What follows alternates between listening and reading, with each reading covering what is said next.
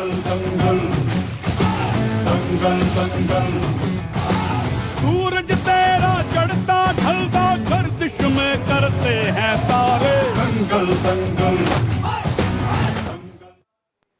तो बज गया है चुनावी डंका। सीधे तौर पर 5 राज्यों में इस बार सत्तासीन कौन होगा, जल्द ही इस सस्पेंस से पटाक्षेप हो जाएगा, पर्दा हट जाएगा, क्योंकि इलेक्शन कमीशन ने चुनाव की तारीखों की घोषणा कर दी है और इस घोषणा के साथ ही, इन तारीखों के ऐलान होने के साथ ही चुनाव आचार संहिता भी लग चुकी है। लेकिन पार्टियों की, खास तौर से उत्तर प्रदेश जो सबसे बड़ा राज्य है, जिसे कहा जाता है कि अगर दिल्ली का रास्ता अपनाना है तो भाई उत्तर प्रदेश से होकर गुजरना होगा। उत्तर प्रदेश, उत्तराखंड, गोवा, मणिपुर और पंजाब, ये वो 5 राज्य हैं जो सीधे तौर पर इस बार तमाम राजनीतिक पार्टियों की दिशा और दशा को तय करेंगे।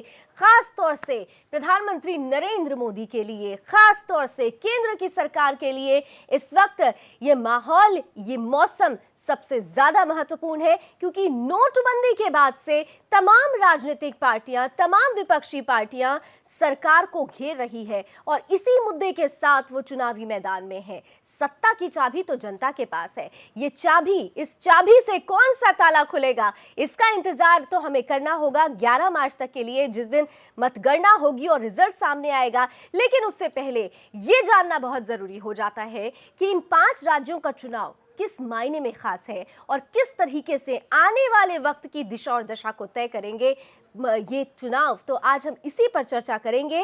नमस्कार, आपके साथ मैं हूं लावनी श्रीवास्तव। कुछ ही पल में मेरे साथ कुछ खास मेहमान भी जुड़ जाएंगे अपनी अपनी बातें रखने के लिए। लेकिन सबसे पहले इस रिपोर्ट को जरा ध्यान से देखिए कि किन जगहों पर, किन राज्यों में किस किस तारीख को चुनाव होने वाले हैं।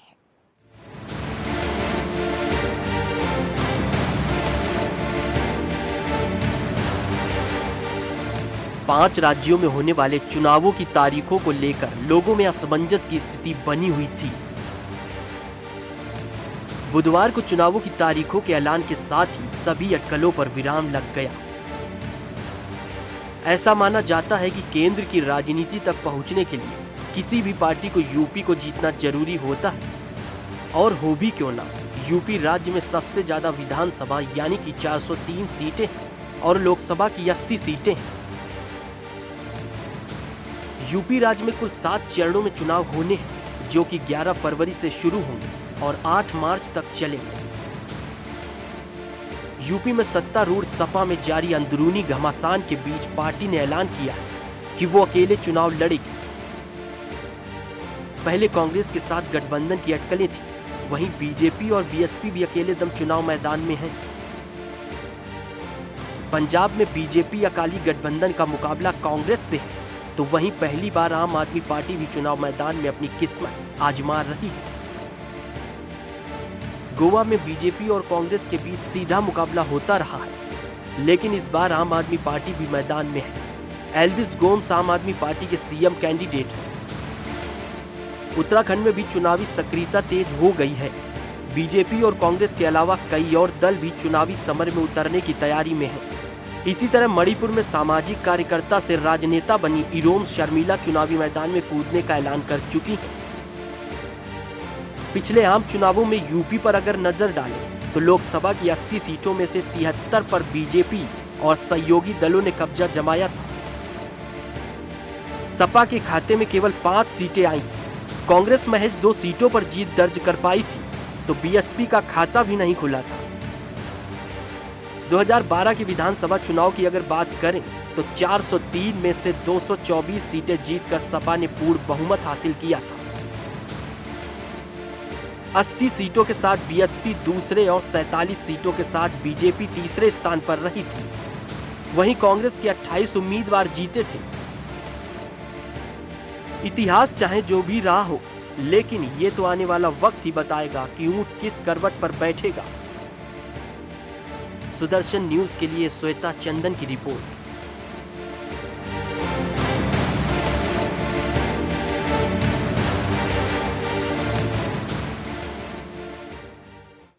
तो तमाम तरीके से एक बार फिर से वायदों का पिटारा खुल गया है। तमाम राजनीतिक पार्टियां इन 5 राज्यों के 16 करोड़ मतदाताओं के दिलों में जगह बनाने की कोशिशें कर रही है, लेकिन इस कोशिश को कौन देगा, इस कोशिशों में कौन सफल होगा, किसको मिलेंगे, किसके सपनों को मिलेंगे पंख, ये तो बस अब आने वाले वक्त ही तय कर देगा। इस बीच सबसे बड़ा सवाल यही है कि इस बार का चुनावी मुद्दा क्या विकास का मुद्दा गौड़ नहीं हो गया। तमाम राज्यों की एक एक करके हम बात करेंगे। उससे पहले एक नजर फटाफट डाल लेते हैं कि तमाम राज्यों में 5 राज्यों में किन किन तारीखों को इलेक्शंस होने वाले हैं। जरा ध्यान से देखिएगा, आपका निकलना बहुत जरूरी है। 40 सीटें हैं गोवा में, नोटिफिकेशन 11 जनवरी को होगा, लास्ट डेट नॉमिनेशन की 18 जनवरी है, स्क्रूटनी के लिए 19 जनवरी का टाइम है और वोटिंग के लिए खासतौर से बात की जाए तो 4 फरवरी को वोटिंग होनी है। पंजाब में खासतौर से 4 फरवरी को ही मतदान होगा। पंजाब, गोवा और उत्तराखंड एक चरण में ही चुनाव होना है, तो तारीखों को खासतौर से नोट कर लीजिए, क्योंकि आपका भाग्य आपके द्वारा चुने गए प्रतिनिधियों के हाथ में होता है। इसलिए चुनाव में निकलिएगा जरूर और अपने लिए प्रतिनिधियों को चुनिएगा जरूर। उत्तराखंड में 15 फरवरी को मतदान होगा, 70 सीटें हैं यहां पर खासतौर से। वहीं मणिपुर की बात करते हैं, 60 सीटों वाली विधानसभा राज्य में चुनाव 2 चरणों में होगा। 4 मार्च को पहला चरण है, पहले चरण का चुनाव होगा मणिपुर में। वहीं 38 सीटें होंगी जिसमें दूसरे चरण में 8 मार्च को चुनाव होगा।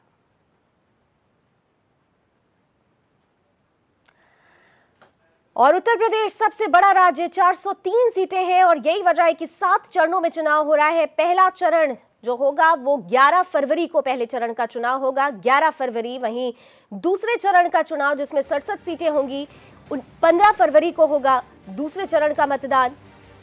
तीसरे चरण की बात करते हैं तो 69 सीटें इसमें शामिल होंगी और 19 फरवरी उत्तर प्रदेश में तीसरे चरण का मतदान होगा, 19 फरवरी 2017 को। चौथे चरण की भी बात कर लेते हैं, 53 सीटें हैं इस चौथे चरण में और तारीख है 23 फरवरी।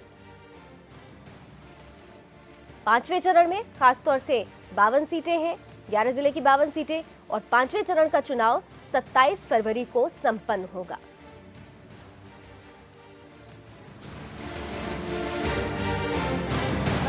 चरण की बात करें तो 4 मार्च को और आखिरी और 7वां चरण होगा 8 मार्च को।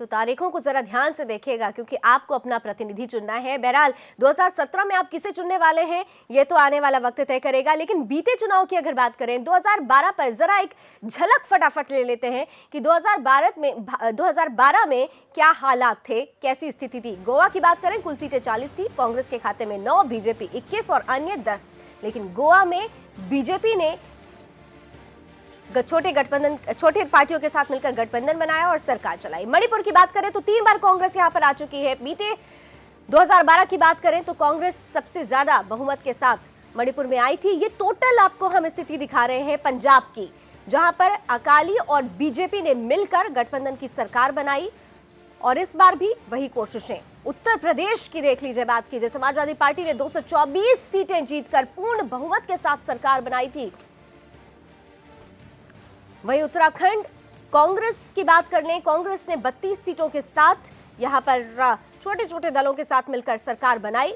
इस बार खासतौर से हम बात करेंगे 5 राज्यों की, गठबंधन की सरकार होगी या पूर्ण बहुमत के साथ सरकारें पार्टियां वापस लौटेंगी। इन तमाम पहलुओं पर अपनी अपनी राय रखने के लिए अब हमारे साथ कुछ खास मेहमान जुड़ चुके हैं।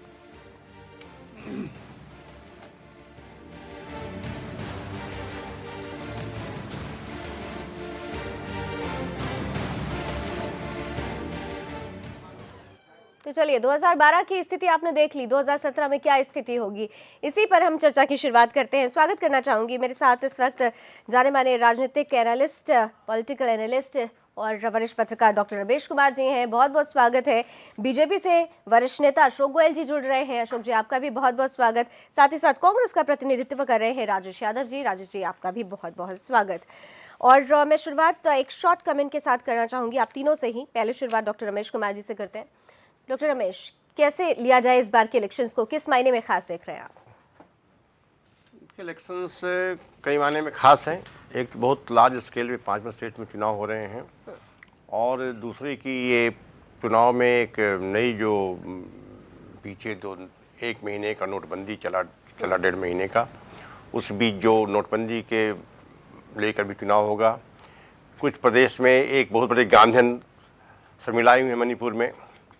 उत्तर प्रदेश में एक कुनबे की जो कलह देख रहे हैं आप।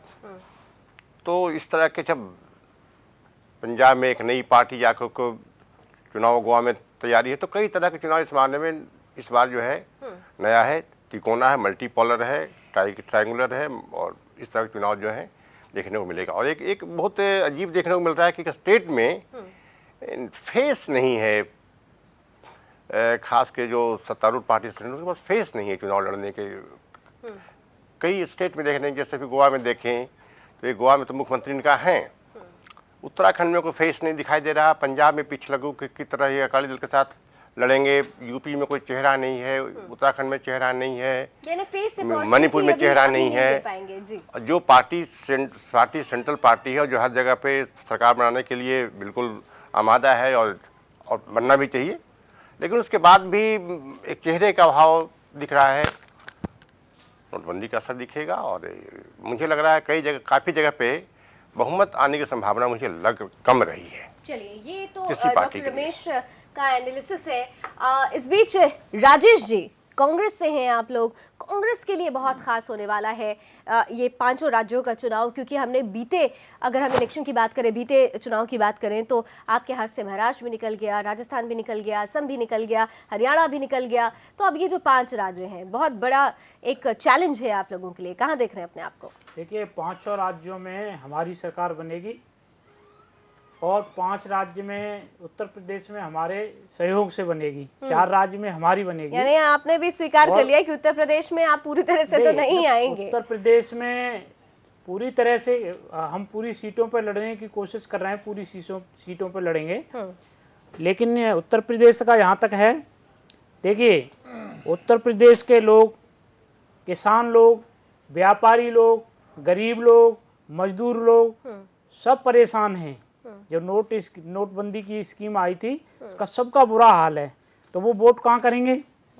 सारे राज्यों में, पूरे देश में वैसे परेशानी है, लेकिन यहाँ मणिपुर तो आपका राज्य था सर। मणिपुर में तो जिस तरीके से आग लगी थी और क्या क्या नहीं हुआ वहाँ पर, ये भी देखा सबने। देखिए, मणिपुर में जो नोटबंदी से इतने लोग मारे गए, और प्रधानमंत्री ने जो देश के अंदर वायदे करे से, और वो जो आर्थिक नाकेबंदी हुई थी जो आप कंट्रोल नहीं कर पाए, उसे नोटबंदी से कैसे जोड़ेंगे सर? इस समय जो प्रधानमंत्री ने, जो 3 साल हो गए इनको, लगभग 3 साल में जो इन्होंने वायदे करे, शुरू में घोषणाएं तो इतनी करते हैं, एक घोषणा के बाद दूसरी घोषणा नहीं तैयार हो जाती है, लेकिन आप देखिए खरे किसी पे नहीं उतरते हैं। आप देखिए, नोटबंदी पे 50 दिन मांगे प्रधानमंत्री, देश के, उत्तर प्रदेश के बहुत जगह के लोग देख रहे थे प्रधानमंत्री 50 दिन बाद क्या बोलेंगे। 51 दिन बाद वो उन्होंने उस पर बिल्कुल बोलना ही उचित ही नहीं समझा, और उसके बाद उत्तर प्रदेश में रैली करे आए, वहाँ भी कुछ भी नहीं बोले, कल भी कुछ नहीं बोले। तो लोग देखिए, इस तरह से अब लोग समझ गए। पहले लोग ये समझते थे कि मोदी साहब समझना चाह रहे हैं कि राहुल गांधी कहाँ चले गए। आज इलेक्शंस की डेट डिक्लेयर हो जाती है और राहुल गांधी गायब है। लोग तो ये भी समझना चाह रहे हैं, राहुल बाबा पर बहुत भरोसा है लोगों को, तो कहाँ है राहुल बाबा? राहुल गांधी आ रहे हैं, आने वाले हैं, 1-2 दिन में आ जाएंगे। चलिए, कल आ जाएंगे। चलिए, राहुल बाबा भी आने वाले हैं, और आगे राज्यों में क्या हालात होगी हम एक एक करके चर्चा करते चलेंगे। लेकिन एक इनके साथ कह सकता हूँ, ये 5 जो ताले हैं, इनकी चाबी जनता कांग्रेस को देगी। चलिए अशोक जी, जनता चाबी जो है इस ताले की सीधे तौर पर कांग्रेस को देने वाली है, बीजेपी को कहीं स्टार्ट नहीं कर रहे हैं। देखिए, सपने देखना बुरा नहीं, बहुत लंबे समय से हताशा में है हमारे मित्र, और जहाँ तक मैं कह सकता हूँ कि उत्तर प्रदेश की स्थिति है नंबर 1 पे, मैं उसी की बात करना चाहूँगा। 403 सीट है। अभी जो पिछला लोकसभा का चुनाव 2014 में हुआ, 80 में से 73 सीटों पर भारतीय जनता पार्टी को विजय का परचम लहराने का अवसर जनता ने दिया। 2 वर्ष और कुछ समय, 2.5 वर्ष से कुछ ज़्यादा समय मोदी जी के शासन को हुआ है, मेरे मित्र कुछ भी कहें, कुशासन जो था 10 वर्षों का, उसके अंत के बाद एक नया उसके अंत के बाद एक नया दौर शुरू हुआ। और उस नए दौर में जहां देश को विश्व भर में प्रतिष्ठा मिली, विश्वसनीयता बढ़ी, वहीं देश भर में गांव, गरीब, आम समाज के लिए सड़कों का जाल बिछने का काम। ऐसे नहीं है कि ये कह रहे वादे, सड़कें बिछ रही हैं 100 किलोमीटर रोज नितिन गडकरी जी के कार्यालय से बराबर जो बिछ रही हैं। इसके अलावा गांव-गांव बिजली देने का काम, अभी 6-8 महीने पहले वाली रिपोर्ट में 7108 गांव में बिजली पहुंच चुकी थी। गरीबों के लिए आवास का काम, किसानों के लिए जिस तरीके से इनके राज में खाद ब्लैक हुआ करती थी, उसको कहीं ना कहीं हमने रोकने के लिए काम किया। गैस के सिलेंडरों से अवैध कमाई कुछ लोग करते थे, सरकार उनको पैसा देती थी, सब्सिडी देती थी, हमने उसको रोकने के लिए सीधा। लेकिन अशोक गोयल जी, ये सारी चीजें दरकिनार तब हो गई जब नोटबंदी का फैसला लिया गया, और ये कतार कह के ये सिर्फ अपोज होता रहा। फैसले के बारे में अगर कुछ लोग खुश हो रहे हैं तो उनको खुश होने का हक है, लोकतंत्र है, उनकी खुशी जो है जायज हो सकती है उनके दिल से। लेकिन वास्तविकता ये है कि चंडीगढ़ के उपचुनाव ये बताते हैं कि नोटबंदी पर जनता ने उसके बावजूद भी भारतीय जनता पार्टी को पसंद किया। आमतौर पर जब भी हम बात कर रहे हैं, देहात में भी, गाँव में भी, हर जगह बात कर रहे हैं, लोगों को ये कहना है कि बड़े उद्देश्य के लिए हमें कष्ट सहना पड़ा होगा, समझिए, लेकिन बड़े उद्देश्य के लिए मोदी जी ने काम किया। देश को आगे आर्थिक क्रांति दी गई है, एक ऐसी क्रांति जिसके आधार पर हम चाइना का मुकाबला करने के लिए, विश्व स्तर पर हम जो है बड़े देशों का मुकाबला करने के लिए आज आगे बढ़ रहे हैं। ठीक है सर, आगे बढ़ेंगे सर, आगे हम इस विषय पे इस पहलू पर भी चर्चा करते रहेंगे। मेरे साथ एक और खास मेहमान जुड़ चुके हैं, जाने माने वरिष्ठ पत्रकार हैं, राजनीतिक विश्लेषक हैं, राकेश कपूर जी। राकेश जी, आपका भी बहुत बहुत स्वागत। और क्योंकि चुनावी डंका बज चुका है और अब हर कोई बस एक ही सवाल कर रहा है कि किस मायने में खास है इस बार के इलेक्शंस, आपके शब्दों में भी। देखिए, इस मायने में खास हैं इस बार के, चूँकि मैं उत्तर प्रदेश तक अभी सीमित रहता हूँ पहली बातचीत में। उत्तर प्रदेश में मुझे कुछ क्षेत्रों में जाने का हाल ही में जाने का मौका मिला। मैं कल ही कुछ क्षेत्रों का दौरा करके लौटा था और वहाँ जो माहौल है इस समय, यदि कोई व्यक्ति ये कहता है आज कि उत्तर प्रदेश के चुनाव जातिगत गणित पर, क्षेत्रीय गणित पर, इस पर होंगे, तो वो ज़मीन की हकीकत से नावाकिफ़ है। ज़मीन पर जो माहौल बन रहा है लगातार, वो इस प्रकार का बन रहा है जैसा 2014 के लोकसभा चुनावों में था। मैं किसी पक्ष की बात नहीं कर रहा हूँ, किसी पार्टी की बात नहीं कर रहा हूँ। कौन किस तरफ जाएगा ये आने 11 मार्च को पता लगेगा। लेकिन आज जो ज़मीन में जो बदलाव चल रहा है, ये चुनाव साधारण चुनाव नहीं है। ये चुनाव जातिगत राजनीति के खिलाफ उत्तर प्रदेश के लोगों में इस बार विद्रोह होने जा रहा है। चूँकि मैं इस आधार पर कह रहा हूँ, अपने अनुभव के आधार पर, कि पश्चिम बंगाल में जब 2008 या 9 में जब चुनाव था, जब पहली बार ममता बनर्जी जीती थी, तो वहाँ का जब मतदाता मुखर होकर के बोलता है ना, तो आप समझना चाहिए कि कुछ बात है, कोई ना कोई वजह है जो साधारण मतदाता मुखर होकर के बोलता है। और जब मतदाता मुखर होकर के बोलता है, अपनी वरीयता छिपाता नहीं है, तो आप समझिए ये चुनाव नहीं हो रहा है, ये विद्रोह हो रहा है। बिल्कुल। किसी एक शासन के खिलाफ। 20-25 वर्षों से उत्तर प्रदेश में जिस प्रकार की राजनीति चल रही है, उससे लोग तंग आ चुके हैं और अब वो राष्ट्रीय दलों की तरफ जाना चाहते हैं। लेकिन अफसोस की बात यह है कि कांग्रेस कहीं नहीं है। इसका एक क्या कारण है, इसका ये कांग्रेस को खोजना चाहिए। कांग्रेस की लोग बात नहीं कर रहे हैं, इसका कारण तो कांग्रेस ही सोचेगी। लेकिन मैं सिर्फ निवेदन मेरा ये है कि माहौल 2014 के लोकसभा चुनाव जैसा ही है। चलिए, ये बहुत इंपॉर्टेंट पहलू है कि माहौल 2014 के जैसा ही, लोकसभा चुनाव जैसा ही बन रहा है। कांग्रेस से बार बार, क्योंकि कांग्रेस के लिए एक बड़ा वनवास था। मैं राजेश जी से इसका जवाब लूं, उससे पहले एक और मेहमान मेरे साथ जुड़ रहे हैं, वरिष्ठ पत्रकार विजय त्रिपाठी जी इस वक्त हमारे साथ जुड़ रहे हैं। विजय जी, आपका भी बहुत बहुत स्वागत है। और सीधे तौर पर इलेक्शंस की जब भी बात आती है तो एक अहम मुद्दा होता है विकास का। हम 5 राज्यों की बात कर रहे हैं। 5 राज्यों में कुछ ऐसे राज्य हैं जहां पर पार्टीज बार बार आई हैं, कुछ ऐसे राज्य हैं जहां पर बदलाव होते रहे हैं, लेकिन इस बार एक बड़े बदलाव की उम्मीद 5 राज्यों में की जा रही है। आपकी नजर में किस तरीके से आप लेते हैं इस बार के इलेक्शंस को? जी, विकास का एक मुद्दा तो प्रमुखता से रहेगा ही, सबसे ऊपर विकास का मुद्दा रहेगा।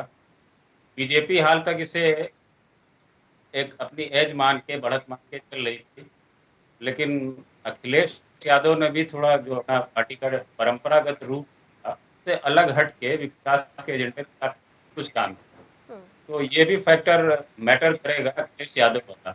विकास की राजनीति को उन्होंने कहीं ज्यादा तेजी से आगे बढ़ाया है, या उनकी समाज मतदाताओं के इस तरह की इच्छा भी उभर कर सामने आ। जी, तो ये और विकास का जो ये उत्तर प्रदेश की बात हो गई। बाकी अगर गोवा, मणिपुर, उत्तराखंड और पंजाब की अगर बात करूं तो जी हाँ, बिल्कुल। अब मतदाताओं का ये मानस काफी परिवर्तन आया है, युवाओं की हिस्सेदारी या रुचि चुनाव में बढ़ी है। तो शायद वो इसी वजह से है कि विकास की राजनीति का सुर थोड़ा तेज हुआ है। तो ये मुझे लगता है कि सभी चुनावों में ये सामने आएगा। ठीक है, विकास की राजनीति का मुद्दा सबसे ज्यादा अहम हुआ है। राजेश जी, आपने तमाम जो हमारे वरिष्ठ पत्रकार हैं और राजनीतिक विश्लेषक हैं, एक बात बार बार कह रहे हैं, विकास का मुद्दा, विकास का मुद्दा। लेकिन अगर मैं कांग्रेस के बारे में जानना चाहूँ, आज कांग्रेस की तरफ से सीएम कैंडिडेट का फेस भी सामने कर दिया गया है, तमाम तरीके से बातें की जा रही हैं, लेकिन विकास के नाम पर जो एजेंडे की बात होनी चाहिए वो एजेंडा गुप्त है।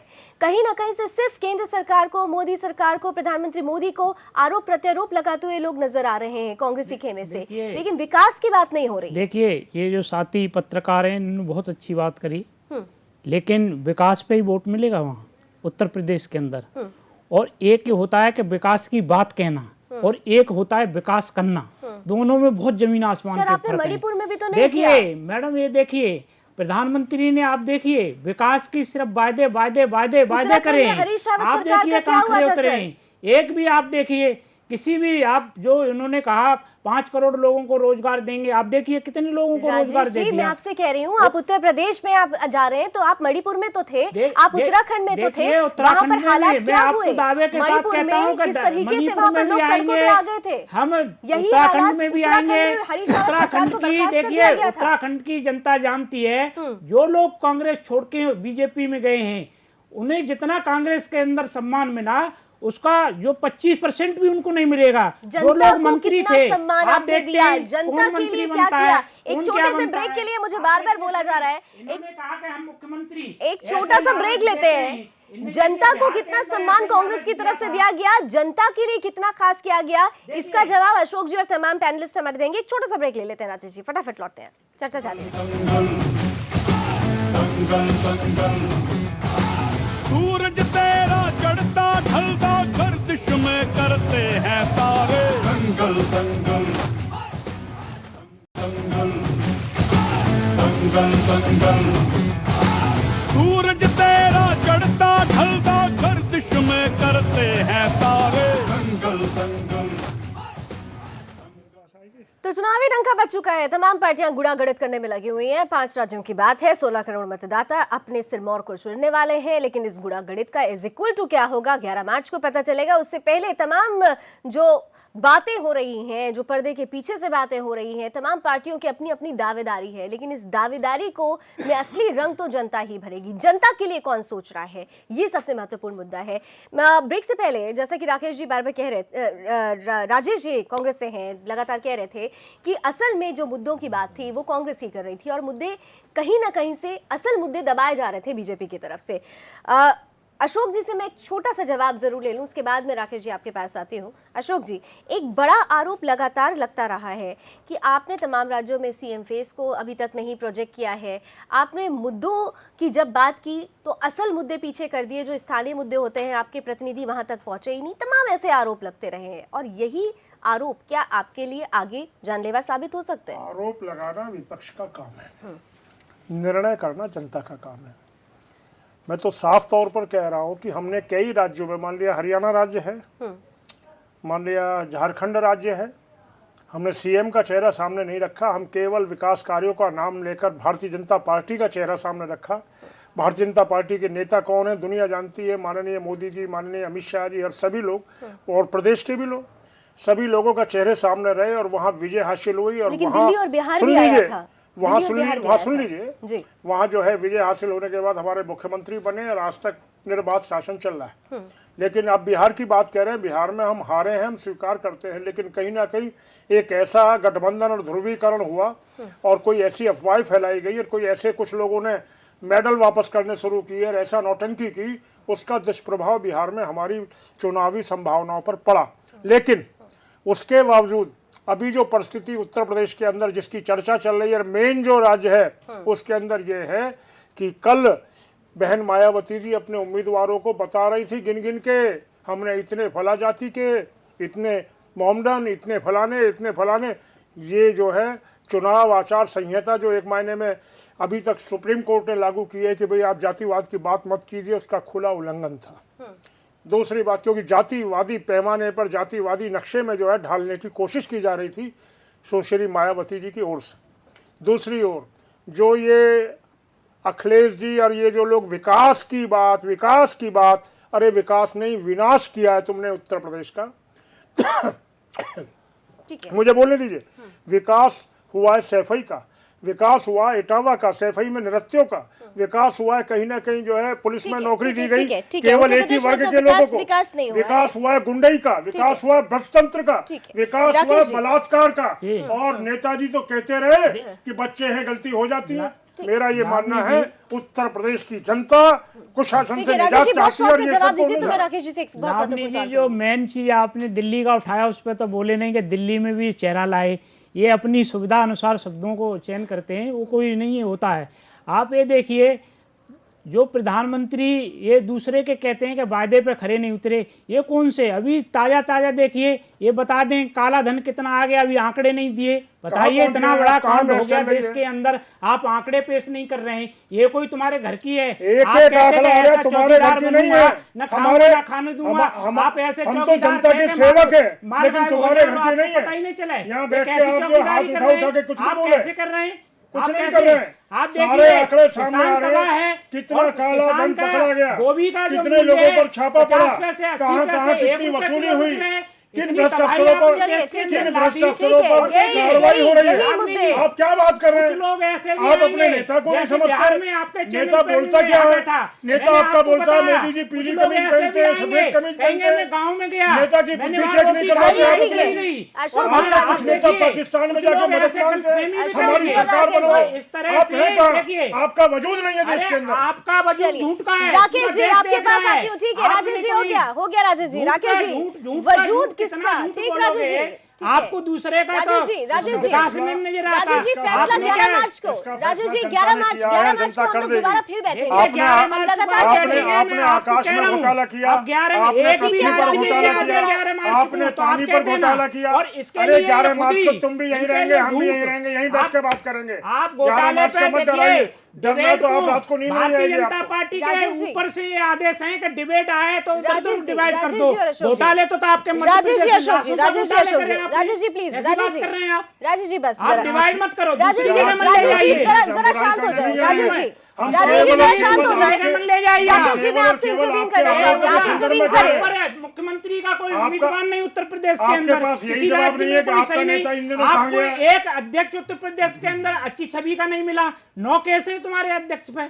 चलिए समाजवादी पार्टी के महासचिव जुड़ चुके हैं रवि प्रकाश जी। रवि प्रकाश जी आपका बहुत बहुत स्वागत है। अशोक जी जरा शांत रहिए। राजेश जी, अशोक जी प्लीज, अशोक जी और राजेश जी समाजवादी पार्टी से भी हमारे साथ प्रतिनिधि जुड़ गए, उन्हें भी बोलने का मौका दें। तुम्हारे नेताओं में पलायन जारी है, उत्तराखंड में पलायन हो गया, नहीं सुनेंगे तो मुझे ब्रेक लेना पड़ेगा। हमने उत्तर प्रदेश में अच्छी छवि राजेश जी, अध्यक्ष पेश करे और अच्छी छवि की राजेश जी और अशोक गोयल जी, राजेश जी बस शांत हो जाइए। राजेश जी ये भाषण देने का मंच नहीं है, हम एक चर्चा करने के लिए बैठे हैं।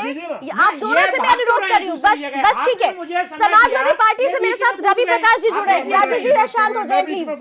रवि प्रकाश जी, समाजवादी पार्टी के लिए उत्तर प्रदेश का चुनाव सबसे ज्यादा महत्वपूर्ण है क्योंकि समाजवादी पार्टी लगातार विकास की बात कर रही है, लेकिन इस वक्त विकास नहीं दिखाई दे रहा है। इस वक्त तो पारिवारिक तलहटी ही दिखाई दे रही है। आपको नहीं लगता कि आपके लिए ऐसी स्थिति आपके लिए आने वाले चुनाव में घातक होने वाली है? कहां देख रहे हैं आप अपने आप को?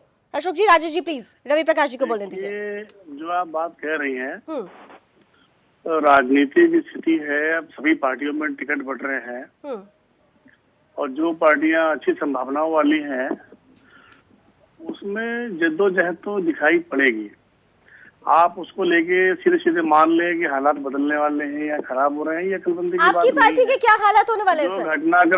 घटनाक्रम चला है, आप तथ्यों पर जाइए और आप देख लीजिए कि समाजवादी पार्टी के जो भी कार्यकर्ता हैं और माननीय मुख्यमंत्री जी हैं, इनका मनोबल बहुत ऊंचा है। वो इलेक्शन लड़ने को तैयार बैठे हैं। और आज की तारीख में एक पॉलिटिकल लीडर कैसा होना चाहिए, उन युवाओं में जिनकी तादाद अब सबसे ज्यादा मौजूद है। लेकिन पॉलिटिकल लीडर कैसा होना चाहिए, इस वक्त तो जनता भ्रमित हो गई है। आपके यहाँ तो ये डिसीजन ही नहीं हो पा रहा है। वो मुलायम सिंह यादव के नाम पर कई बार लोगों ने वोट दिए हैं, अब अखिलेश यादव और मुलायम सिंह यादव की राहें अलग अलग हो गई हैं। वर्चस्व की इस लड़ाई में जनता किस तरफ जाए, वो तो भ्रम में आ गई है। ठीक है, जो कुछ भी चल रहा है वो सुलझ जाएगा। हम आपको केवल इतना इशारा करना चाहते हैं कि लास्ट में शिवपाल उन्होंने मुलायम सिंह जी ने रामगोपाल जी का निष्कासन तो किया है, लेकिन मुख्यमंत्री का नहीं किया है। अब भी कुछ समझने को बाकी है आपके पास में। चलिए, विजय त्रिपाठी जी हमारे साथ लगातार बने हुए हैं। विजय जी, चलिए मैं विजय जी के पास आऊँ। राकेश जी से मैं कमेंट चाहूंगी। राकेश जी, ये जो कैट फाइट थी, ये कैट फाइट तो हम अब लगातार देखते ही रहेंगे, लेकिन असल में किस तरीके से देखा जाए मुद्दे, फिर मैं यही कहूंगी कि मुद्दे गौर हो रहे हैं, विकास कहीं गौर नजर आ रहा है। वही बात है, ये लोग सब मुद्दों से हट रहे हैं। अब आप समाजवादी पार्टी के पास गई, वो भी भाषण देने लगे, ये तीनों बैठ के ये भी भाषण दे रहे हैं। प्रश्न ये है कि चुनाव मुद्दों पर लड़े जाते हैं और चुनाव कौन जीतता है? चुनाव वो पार्टी जीतती है, चुनाव वो पार्टी जीतती है जो एजेंडा सेट करती है। एक बात, इस बात को एक तरफ रखते हुए, जो सबसे बड़ा चुनावी मुद्दा होने जा रहा है, कांग्रेस के नेता भी हैं यहाँ, और कांग्रेस के जो बड़े नेता हैं, जो नीति निर्धारक हैं, वो जानते हैं कि चुनावी मुद्दा क्या होने जा रहा है। इन राज्यों के चुनाव में असली चुनावी मुद्दा प्रधानमंत्री नरेंद्र मोदी की छवि और दूसरे भ्रष्टाचार। राहुल गांधी ने कोई अंधेरे में लकड़ी नहीं घुमा दी जो नरेंद्र मोदी पर व्यक्तिगत भ्रष्टाचार के आरोप लगा दिए। वहाँ जो बैठे हुए हैं घाघ, कांग्रेस में भी एक से एक बड़ा घाघ बैठा हुआ, वहाँ जो बैठे हुए हैं घाघ, उन्होंने ये सोच करके ही आरोप लगाए हैं प्रधानमंत्री पर कि इस नेता ने, जिसकी छवि फकीर जैसी है, जो चाय बेचने वाला रहा है, जो हमेशा गरीबों की बात करता है, जो सत्ता पर बैठने के बाद ही संसद में ये घोषणा करता है कि मेरी सरकार गरीबों की सरकार होगी, तो बहुत सोच समझ करके कांग्रेस ने ये व्यक्तिगत आरोप नरेंद्र मोदी जी पर लगाया था, लेकिन वो उल्टा दांव पड़ा है।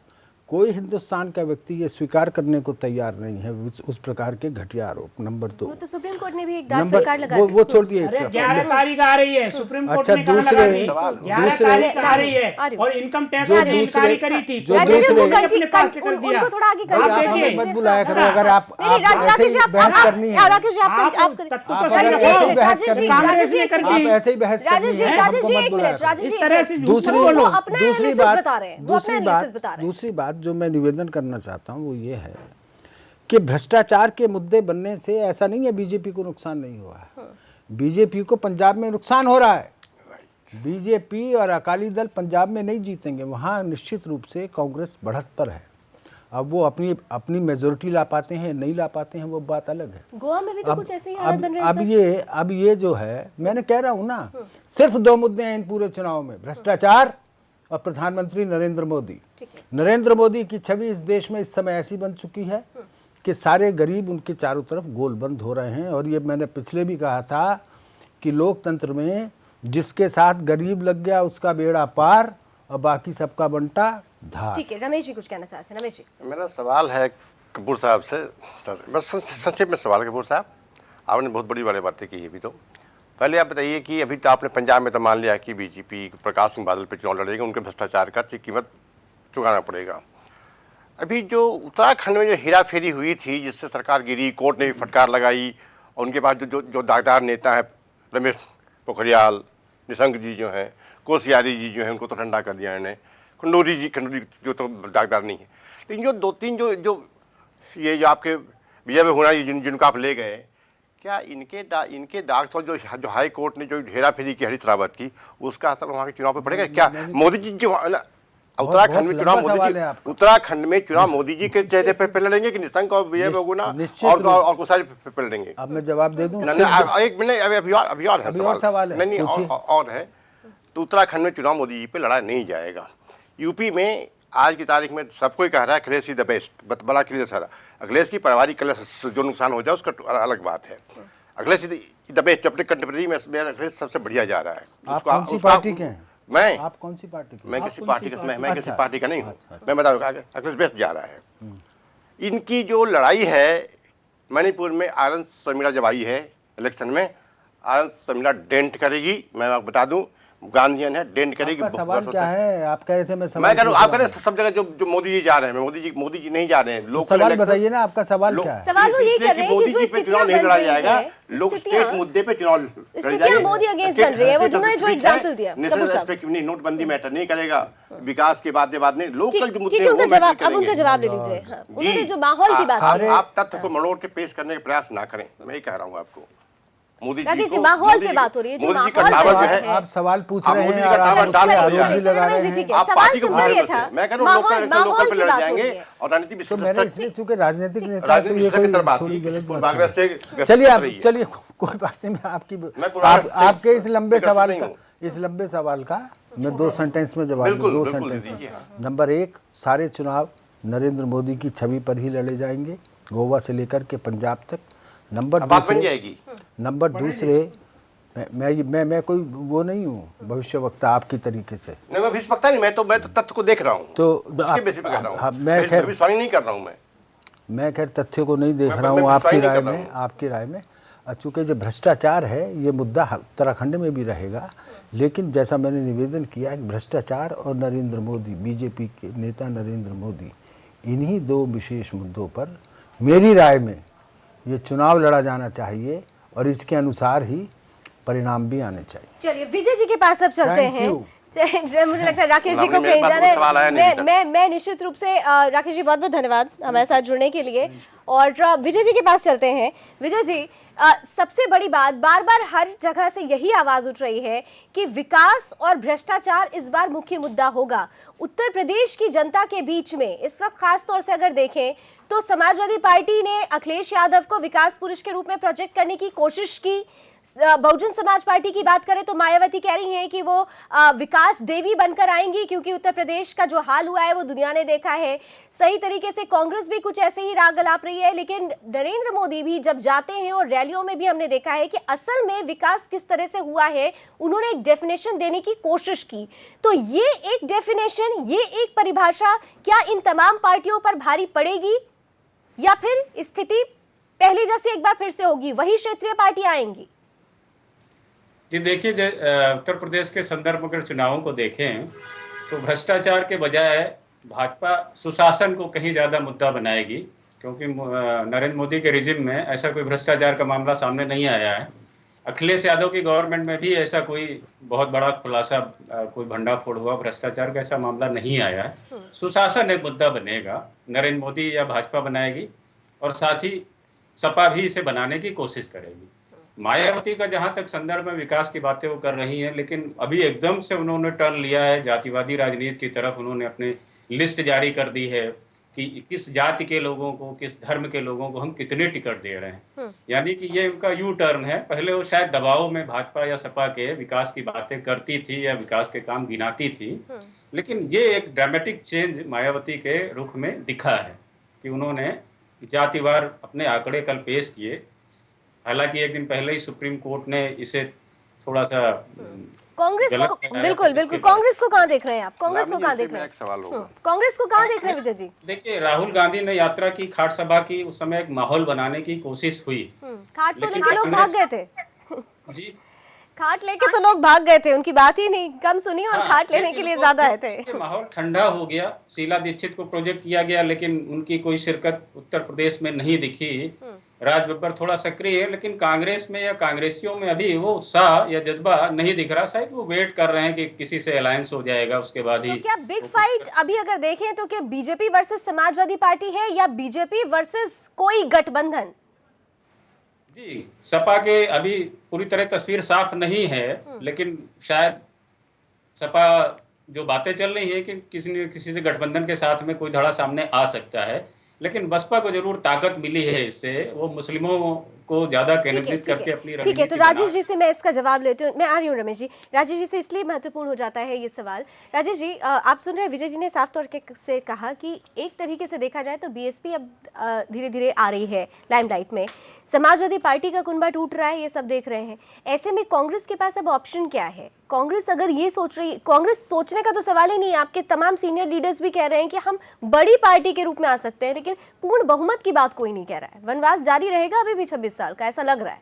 देखिए, हमने एक चुनाव के लिए पूरे 403 सीटों पे, लोकसभा से लेकर विधानसभा ब्लॉक स्तर पे पूरी कमेटियां गठित करके, खाट सभा हुई उस समय हम गठित कर चुके थे और सारी कमेटियां गठित हैं। उसके बाद पूरी तैयारी है हमारी। जहाँ तक प्रश्न है कि गठबंधन का, तो प्रदेश के हित में जो भी होगा कदम वो उठाया जाएगा। एक सवाल है त्रिपाठी जी। लेकिन जहाँ तक कपूर साहब चले गए, तो राजेश जी, आप लोग जाना किसके साथ चाहते हैं? अखिलेश यादव के साथ जाना चाहते हैं या मुलायम सिंह यादव के साथ जाना चाहते हैं? नहीं, अखिलेश जी ने नेचुरली वहाँ देखो, उनका हम तो कोशिश ये है वो करें, परिवार में एक हो जाएं। और जहाँ तक अखिलेश जी के, पूरे उत्तर प्रदेश, पूरा देश जानता है, अखिलेश जी ने वहाँ विकास करा है, अखिलेश जी के जो है अच्छी छवि है। शीला दीक्षित का क्या होगा सर? सीएम कैंडिडेट के रूप में तो आपने उनको सामने रखा, और अखिलेश यादव खुद सीएम बनना चाहेंगे। देखिए, शीला दीक्षित को हमने एक अच्छी छवि का, प्रदेश के लोगों में ये मैसेज गया कि यहाँ पर कांग्रेस विकास करना चाहती है। यानी एक बात तो आपकी बात से क्लियर हो गई। आप पहले ही थोड़ा अटक अटक के बोल रहे थे, आपने क्लियर किया कि आप अखिलेश यादव के साथ जाना चाहते हैं। मैं गोयल जी आपसे पूछ रही हूँ, अगर अखिलेश के साथ, अखिलेश टूटते हैं, अखिलेश और मुलायम अलग होते हैं और कांग्रेस उनके साथ चली जाती है, तो आपको नहीं लगता बीजेपी के लिए एक नुकसान भरा दिन हो सकता है? अखिलेश जी की पार्टी एकजुट होकर चुनाव लड़े या अलग अलग लड़े, वो दोनों गुट, और कांग्रेस किससे मिले, कांग्रेस तो जिसके साथ मिलेगी उसका बंटाढार होना तय है। लेकिन दूसरी बात मुझे बोलने दीजिए, अब मुझे बोलने दीजिए, बीच में नहीं बोलेंगे में आपको थोड़ी सी परेशानी होगी। मैं आपके बीच में बिल्कुल नहीं बोला हूँ।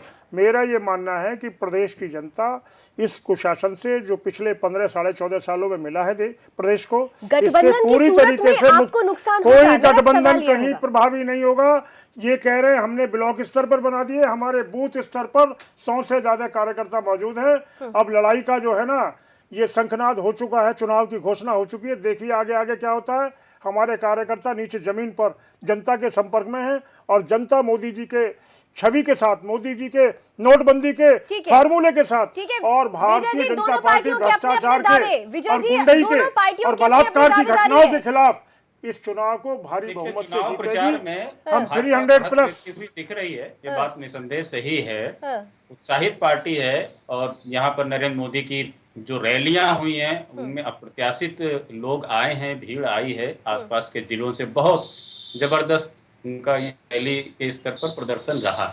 तो भाजपा जोश में है, ये सही है। तैयारियों के लिहाज से, कार्यक्रमों के लिहाज से भाजपा कहीं आगे बढ़त लेती दिख रही है। सपा जरूर सामने आ रही थी, लेकिन इधर ये जो टकराव और बंटवारा हुआ, इससे सपाहियों में भी वेट एंड वॉच जैसी स्थिति है। अभी वो कुछ नहीं समझ पा रहे हैं। बसपा नोटबंदी के बाद कुछ सकते में थी, अब ऊपर रही है। 2-4 दिन में उनके भी कार्य योजनाएं बनी हैं तैयारियों की। बसपा भी नए उत्साह के साथ जुटने जा रही है। कांग्रेस में ठंडापन जरूर है, क्योंकि उनका सीएम कैंडिडेट ही शायद दिल्ली से नहीं निकल पाए, निष्क्रियता नहीं रही। कांग्रेस अगर अखिलेश के साथ चली जाती है, अगर ऐसी स्थिति बनती है, तो कहाँ जाएगा यूपी सीधे तौर पर? जी हाँ, जरूर कांग्रेस को थोड़ा फायदा मिल सकता है। अखिलेश का जो वोट बैंक है उसके सब। ठीक है रमेश जी बहुत देर से शांत है। रमेश जी आसिम, आप सवाल भी करें और आपसे मैं एक सवाल आपसे भी कर लेती हूँ, क्योंकि जो पार्टियां लगातार अपने अपने दावे पेश कर रही हैं, तमाम पार्टियों की तरफ से एक बात नहीं आ रही है। फिर मैं कहूंगी कि विकास की जब बात हो रही है तो विकास के नाम पर कोई कुछ नहीं कह रहा। भीड़ की बात हो रही है, हर रैली में भीड़ दिखाई दे रही है, लेकिन भीड़ वोट की गारंटी नहीं होती है किसी भी पार्टी के लिए। मैं त्रिपाठी से वही सवाल करने वाला था कि त्रिपाठी ने भी कहा कि बहुत बड़ी वो भीड़ आ रही है और जो से भीड़ वोट में तब्दील नहीं होता, ये बात भी अपनी जगह पे। अब भीड़ तो आज क्या मैनेज होता है, आर्टिफिशियल क्राउड आर्टिफिशियल होता है, उसमें ज़्यादा ध्यान नहीं देने की बात है। पत्रकारों को तो ये बात विशेष रूप से ख्याल रखना चाहिए। अब मैं पूछ रहा हूँ कि त्रिपाठी मुझे ये बताएं कि अभी आपने कहा कि भाजपा जोश में है। मैं एक बता रहा हूँ कि अभी जो मैं कांग्रेस की बात नहीं करूँ, मैं भाजपा की बात, क्योंकि भाजपा मेन रेस में अभी आ रही है यूपी में।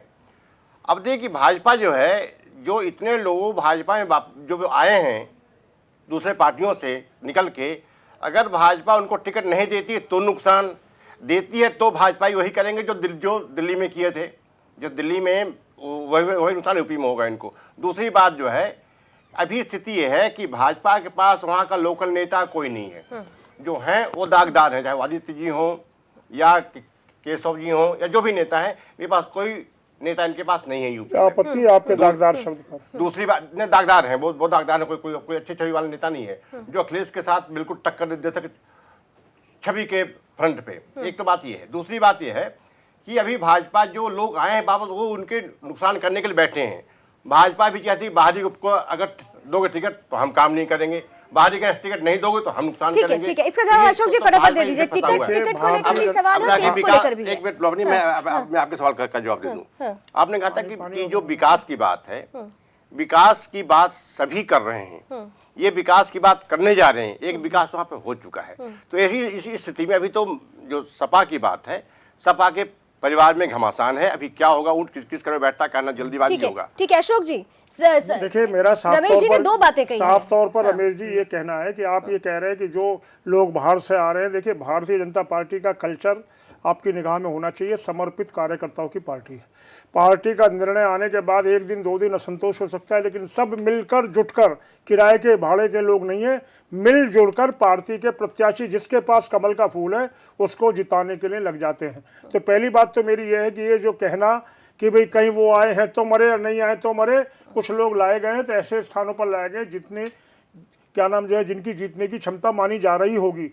मेरे संज्ञान में सारे लोग नहीं है, लेकिन कुल मिला के 20-30 लोग ऐसे आ सकते हैं, टिकट आ सकते हैं जो बाहर के आए लोगों को मिलेंगे, वरना कार्यकर्ता सम्मानित भी होगा, कार्यकर्ता चुनाव भी लड़ेगा। हम जमीनी लड़ाई हमने तैयारी की है, हमारी रोज बैठ के चल रही है। अभी 8 तारीख को प्रबुद्ध वर्ग का सम्मेलन कर रहे हैं गाजियाबाद में, नहीं पूरे प्रदेश के अंदर। हम समाज के बुद्धिजीवी वर्ग को अशोक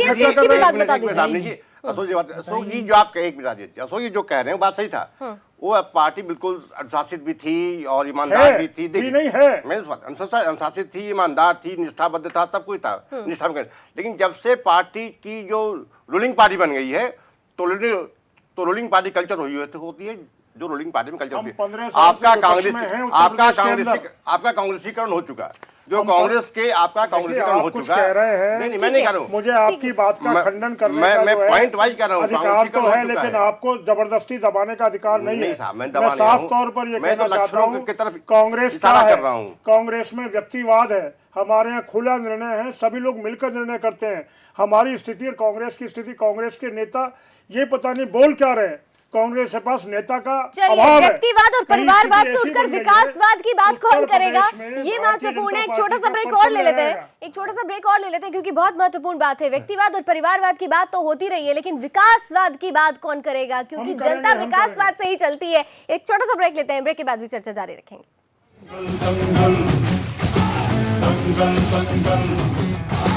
सूरज तेरा चढ़ता ढलता गर्दिश में करते हैं तारे दंगल दंगल।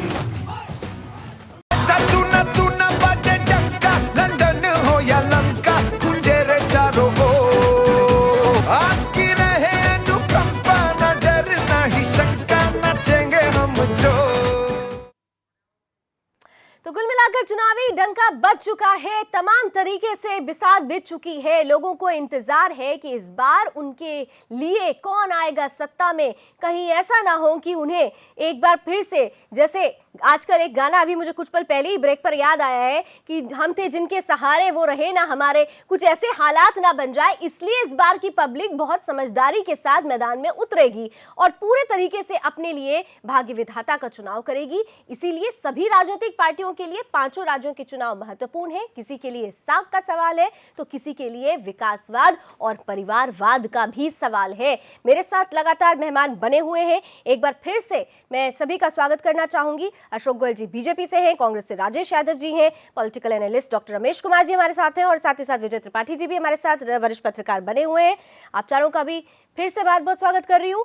और कुछ रिएक्शंस आ रहे हैं इस बीच, फटाफट जरा उन रिएक्शंस पर नजर डाल लेते हैं और फिर अपने इन मेहमानों के पास वापस लौटेंगे। बीएसपी पूरी तरह से तैयार बहुत पहले से है। बहुजन समाज पार्टी के कार्यकर्ता गांव-गांव में, गली-गली में, मोहल्ले-मोहल्ले में बहन मायावती जी का संदेश लेके जा रहे हैं। बहुजन समाज पार्टी का संदेश लेके जा रहे हैं। अमन, चैन और विकास का संदेश लेके जा रहे हैं। इसलिए बहन मायावती जी इस बार 5वीं बार फिर से हमें दावे के साथ कहना चाहते हैं कि मुख्यमंत्री बनेंगी। चुनावी महाभारत का नया बिगुल फिर से बज गया है और जरूर शिवसेना इस महाभारत का हिस्सा रहेगी। खास करके गोवा और उत्तर हिंदुस्तान में हम लड़ेंगे, उत्तर प्रदेश में और गोवा में। और इस बार महाराष्ट्र के बाहर आप देखो शिवसेना जरूर खाता खोलेगी। भारतीय जनता पार्टी चुनाव के ऐलान का स्वागत करती है। उत्तर प्रदेश कुशासन से मुक्त होकर के सुशासन की ओर बढ़ चला था। तिथियों का इंतजार था, आज चुनाव आयोग ने उसे खत्म कर दिया है और निष्पक्ष चुनाव के लिए 100% बूथों में केंद्रीय बलों की तैनाती की मांग करता हूं और उत्तर प्रदेश की जनता से अपील करता हूं कि 2017 में भारतीय जनता पार्टी को अपना आशीर्वाद दें, जिससे केंद्र में माननीय नरेंद्र मोदी जी के नेतृत्व में चलने वाली सरकार और उसके द्वारा गरीब कल्याण की जो योजनाएं हैं, अब तक उसको लाभ जो मिलना चाहिए नहीं मिल पाया था। देखिए, भारतीय जनता पार्टी चुनाव की घोषणा का स्वागत करती है और हम तो पिछले 2-2.5 वर्षों से मिशन 2017 को सामने रख करके चुनावी युद्ध में जुटे हैं। हमारी पूरी बूथ तक की चुनावी मैदान में जाने की तैयारी है। ये पहली बार होगा कि भारतीय जनता पार्टी ने बूथ पर अपने आप को केंद्रित किया है। देखिए, चुनाव आयोग ने आज चुनाव की तारीख का ऐलान किया है। 5 राज्यों में जहां पर चुनाव होने हैं, भारतीय जनता पार्टी विजय पताका फहराएगी। आज पूरा देश प्रधानमंत्री जी के साथ है और इन 5 राज्यों में जहां पर चुनाव हो रहे हैं, बड़ी तादाद में भारतीय जनता पार्टी को सपोर्ट मिल रहा है। कांग्रेस पार्टी का जहां तक प्रश्न है, हमें उम्मीद है कि उत्तराखंड, पंजाब, गोवा और उसके साथ साथ मणिपुर, इन चारों राज्यों में कांग्रेस अपने बलबूते पर विजय पताका फहराएगी। उत्तर प्रदेश, जहां 27 साल से उत्तर प्रदेश बेहाल है, कांग्रेस ही सबसे बड़े राजनीतिक दल के तौर पर उभरने वाली है, क्योंकि लोग जाति और धर्म की राजनीति से उब चुके, लोग मोदी जी की विभाजन की राजनीति से भी उब चुके, टकराव और तोड़ने की राजनीति खत्म हो गई और विकास की राजनीति राहुल गांधी जी के नेतृत्व में चलेगी और हाथ का निशान उत्तर प्रदेश के विकास का हाथ बनकर उभरेगा, ऐसा हमारा मानना है। का एहसास हर पॉलिटिकल पार्टी को बहुत पहले से होता है।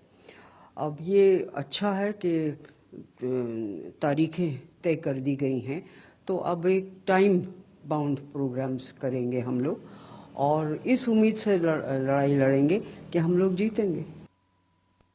तो सभी पार्टियां ये कह रही हैं कि इस उम्मीद से चुनाव लड़ेंगे कि जीतेंगे। राजेश जी, मैं आपके पास अब आती हूँ। उत्तर प्रदेश की बहुत बात हो गई, थोड़ा सा दूसरे राज्यों की भी बात करूँ, खासतौर से मणिपुर और उत्तराखंड की बात करना चाहूँगी। मणिपुर में जिस तरह से बीते दिनों आग लगी हुई थी वो हम सब ने देखा था। आप लोगों की कोशिशें कहीं से भी सफल होती हुई नजर नहीं आई। 52 दिनों तक वहां पर क्या हालत थे सबने देखा। उत्तराखंड में हरीश रावत जी की सरकार किस तरह संकट से घिरी, क्या क्या नहीं हुआ ये भी सबने देखा।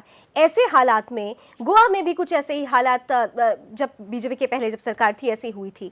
आप यूपी की बात तो कर रहे हैं, लेकिन मणिपुर और उत्तराखंड जैसे राज्यों में भी तो आप लोगों ने बहुत अच्छी तस्वीर पेश नहीं की है। जनता ने उन तस्वीरों को देखा है, तो क्या इस गारंटी से आप मणिपुर और उत्तराखंड जैसे राज्यों में वापस लौटने की बात कर रहे हैं? देखिए, जहाँ तक उत्तराखंड का प्रश्न है, आपने देखा होगा कि किस किस तरह से भारतीय जनता पार्टी ने सरकार गिराने के लिए हथकंडे अपनाए।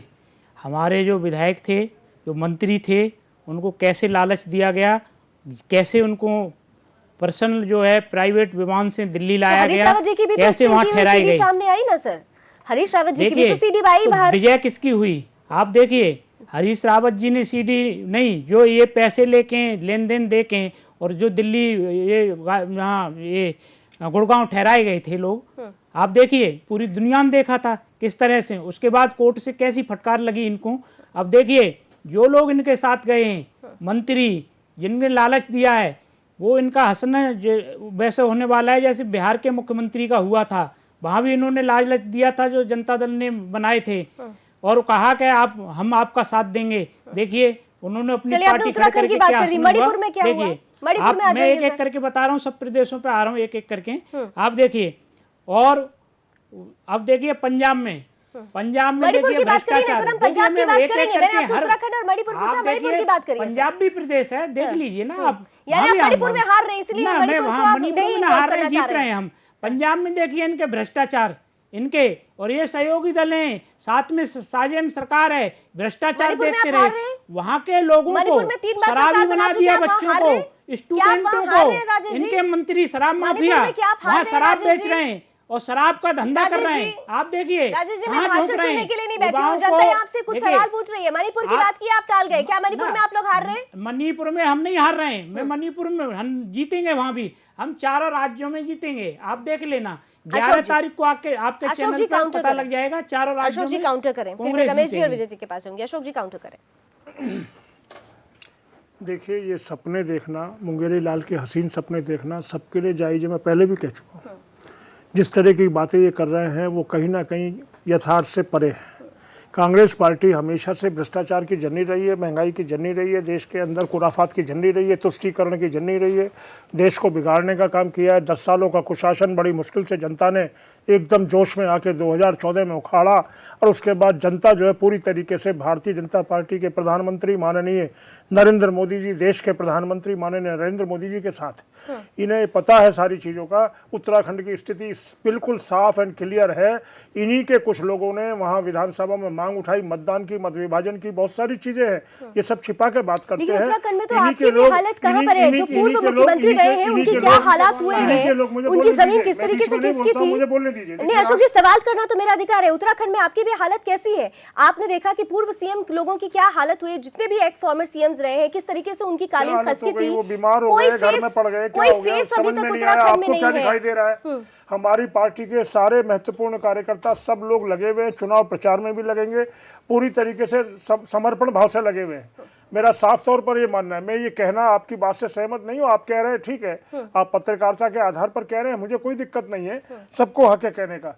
मेरा ये मानना है कि उत्तराखंड में भी हमारी स्थिति बेहतर रहेगी। हम स्पष्ट बहुमत की सरकार वहां बनाएंगे और भारतीय जनता पार्टी उत्तर प्रदेश में 265 प्लस की सरकार का लक्ष्य लेकर चल रही थी। विजय जी हमारे साथ हैं। 83-80 में से 73 जीते थे, 350 सीट बनती है, लेकिन 300 सीट तक भी चलिए विजय जी को कहीं निकलना है। विजय जी मैं ये लोग कोशिश कर रहे हैं चलते विजय जी चलते हम ये सब पसंद नहीं करते। हमारा विजय जी चलते पांच पे हाथ लगेगा। तुम्हारा नारा क्या है?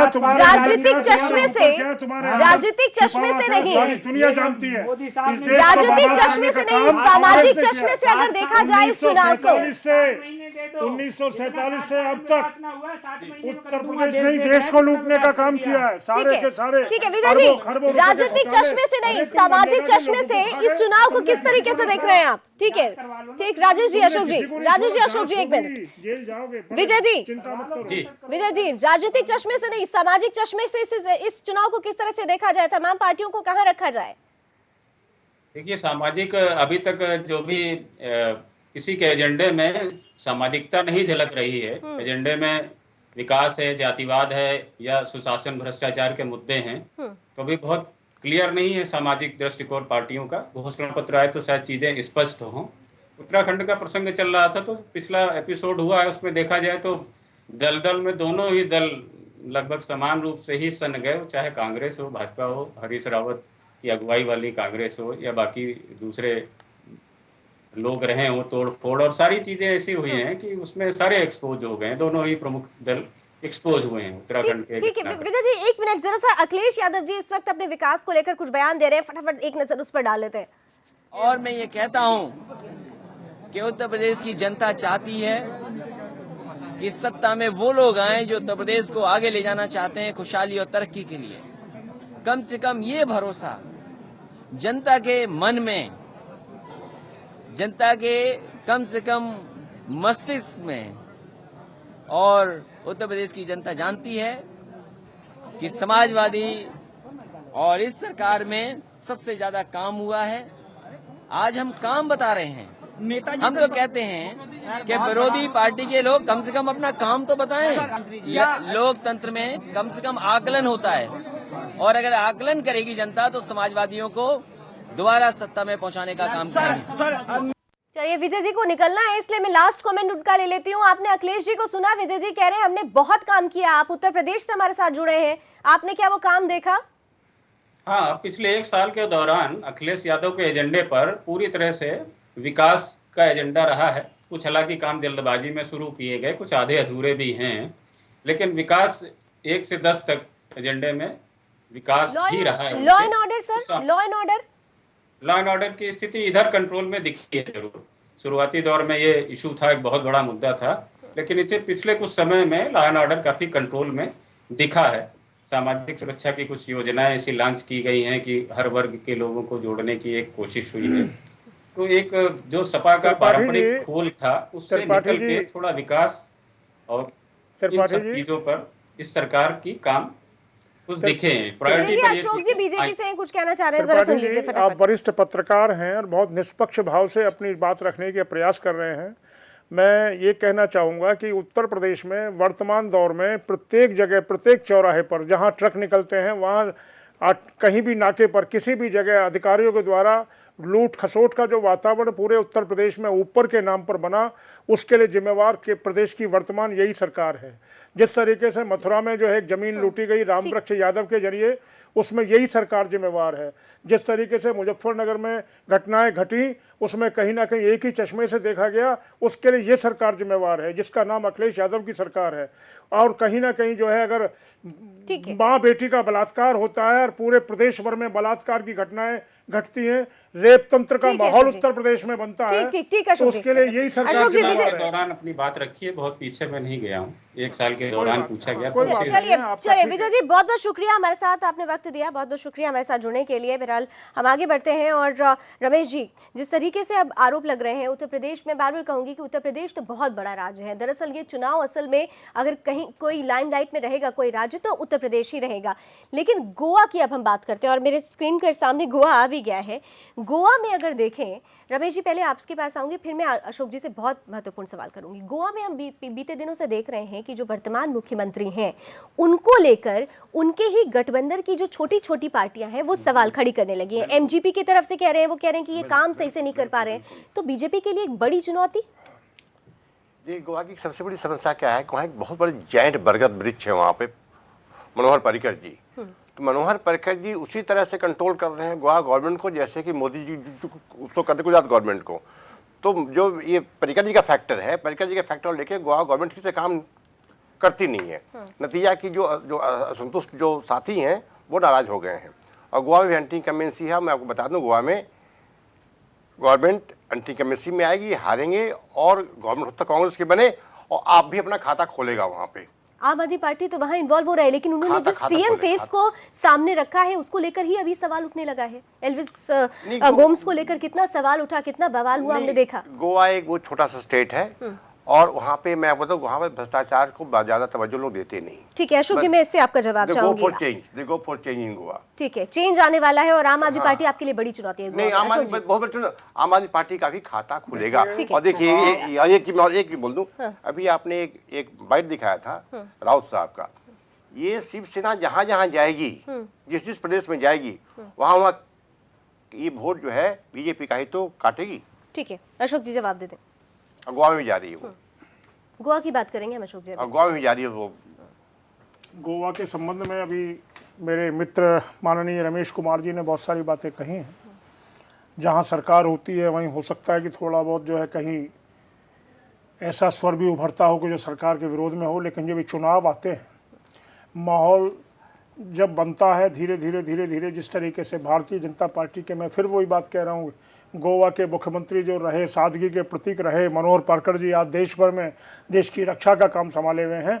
निश्चित रूप से गोवा के अंदर गोवा की जनता गौरवान्वित है। लेकिन आपकी जो अलायंस पार्टियां हैं वो क्वेश्चन खड़ा कर रही है ना सर, एमजीपी जैसी पार्टियां। अब समय आएगा, आने वाले समय में चुनाव में चूंकि संभावनाएं इधर उधर की आती है नजर, लोग कयास लगाते हैं, लेकिन सारे कयास निरर्थक सिद्ध होंगे। गोवा में अशोक भारतीय जी, जो जनता पार्टी सवाल की मेरा ये है स्पष्ट कि जो आपकी बहुमत- अलायंस पार्टियां हैं वो जो स्पष्ट सवाल बहुमत खड़ा कर की- रही हाँ, है। देखिए अलायंस वजह पार्टी क्या है? कर वजह रही है, क्या है? कोई बात नहीं है। हाँ। अलायंस पार्टी वहाँ कौन कैसे क्या कर रही है उसके बारे में उनको अधिकार है, लेकिन कुल मिला आपकी के अलायंस पार्टी है। गोवा में भारतीय वो तो जनता मुख्यमंत्री पर ही पार्टी सवाल खड़ा कर रही है के कि वो काम नहीं नेतृत्व कर पा में रहे हैं। प्रदेश के अंदर सरकार बनने जा रही है। कुछ दिन बाद निर्णय सब सामने आ जाएगा, आप भी समझेंगे, चलिए क्योंकि सब चीजों के ऊपर एक राजेश चीज हावी है, जी, देश का राजेश जी, विकास। गोवा की बात देखिए, करूंगी मैं। देखिए, आपके लिए तो एक गोवा- रास्ता है, लेकिन आम आदमी पार्टी आपका वोट को काट सकती है, वहां नहीं, पे आने की देखिए, कोशिश हो रही है। गोवा में आम आदमी पार्टी हमारा वोट नहीं काटेगी।